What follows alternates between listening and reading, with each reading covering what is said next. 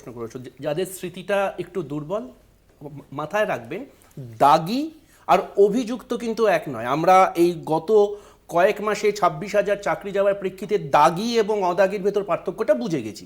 অর্থাৎ দাগি নিয়ে আমি আজকে আলোচনা করছি না। আমি তোমাকে একটা অন্য প্রশ্ন করছি।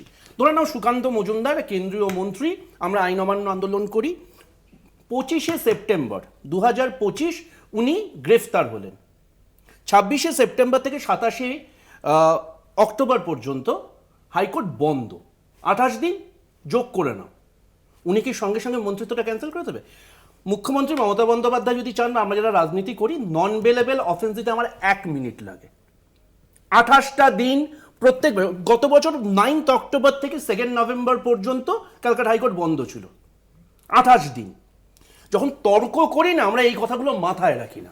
নাম্বার 1। নাম্বার 2, রাজনৈতিক উদ্দেশ্য প্রণোদিত অজয় কুমার বিষ্ট, যাকে লোকজন নাকি যোগী আদিত্যনাথ নাকি সব বলে ঠলে, 2017 সালে 20,000 রাজনৈতিক উদ্দেশ্য প্রণোদিত মামলা উনি কোয়াশ করে দেন। কেন? সেটা নাকি উনি যখন বিরোধী ছিলেন ওনার বিরুদ্ধে নাকি উদ্দেশ্য প্রণোদিতভাবে করা হয়েছে। আচ্ছা, ধরে নিলাম যে কালকে বা অন্যান্য জায়গায়, যে কটা জায়গায় আজকে বিরোধী সরকার আছে সেখানেও তো বিজেপির মন্ত্রী কেন্দ্রীয়রা আছে। 1 মাস জেলে ঢোকাতে 1 মিনিট লাগে, জাস্ট 1 মিনিট। একটা ফৌজদারি মামলা করবে।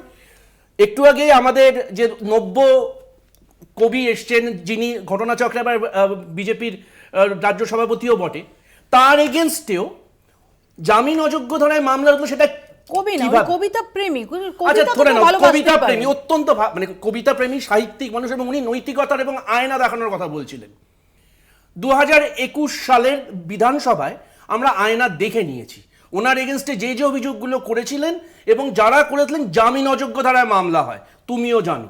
সেই দিকে আজকে যাচ্ছি না। প্রভাবশালী হলে কোন মামলা কোথায় কিভাবে কোয়াশ করা যায় আমরা সব জানি। আমি এখানে এবার জাস্ট একটা লাইন দিয়ে আমি শেষ করছি। গত 12 বছরে গতদিন আমরা গতকাল জানতে পেরেছি সুদীপ্ত সেন এবং দেবযানী নাকি বেকসুর। আমি কিন্তু অভিযুক্ত অনভিযুক্ত তিনটি মামলায় বেকসুর। আমরা শুনছি পার্থ চ্যাটার্জিও নাকি তথ্যের অভাবে, উপযুক্ত তথ্য প্রমাণের অভাবে নাকি বেকসুর। এরা তো দাগি, আর সেখানে তুমি আলোচনা করছো অভিযুক্ত। Come on. আমি